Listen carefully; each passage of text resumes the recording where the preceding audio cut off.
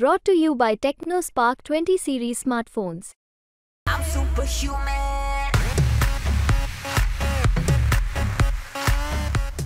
आता इथं अभिजित आबा होते, कुठे गेले मला माहित नाही.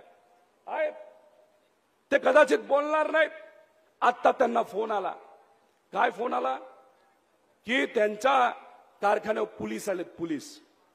मी विचारलं का पोलीस आलेत?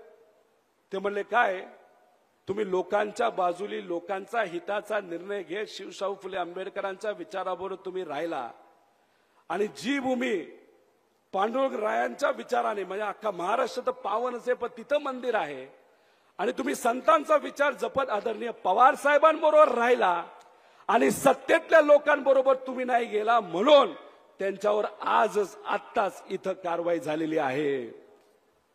कालच तानाजी सावंत जानकर साहेबांना भेटले आणि काय म्हणले, तुम्ही जर भाजपला आणि भाजपच्या उमेदवाराला पाठिंबा नाही दिला तर आम्ही तुम्हाला जेलमध्ये टाकू. आता अभिजित आबांकडे जबाबदारी 57 गावाची आहे. जानकर साहेबांच्या मतदारसंघातून ते स्वतः 1.5 लाखाची लीड तिथं देणार आहेत. त्यामुळे इथं आपली तुतारी वाजवण्यासाठी, आपला स्वाभिमान राखण्यासाठी मी तुम्हाला विचारतो, भाजपचा मित्र पक्ष आणि जे आमच्यातले नेते आता सत्तेत गेले, ते जर या अभिजित आबाला आणि जानकर साहेबांना अडचणीत आणण्याचा प्रयत्न त्यांनी केला तर साहेब तर त्यांच्या बरोबर आहेतच, तिथली जनता सुद्धा आहे.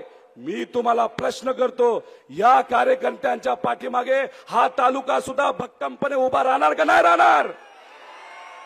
का एखाद्या नेत्याने भूमिका घेतली आणि ती योग्य भूमिका सामान्य लोकांसाठी असेल आणि या भाजपच्या विरोधात असेल, त्यांचा आवाज दाबण्याचा प्रयत्न केला जात असेल तर आपण शांत बसणार का? आमचा सुद्धा आवाज दाबण्याचा प्रयत्न केला.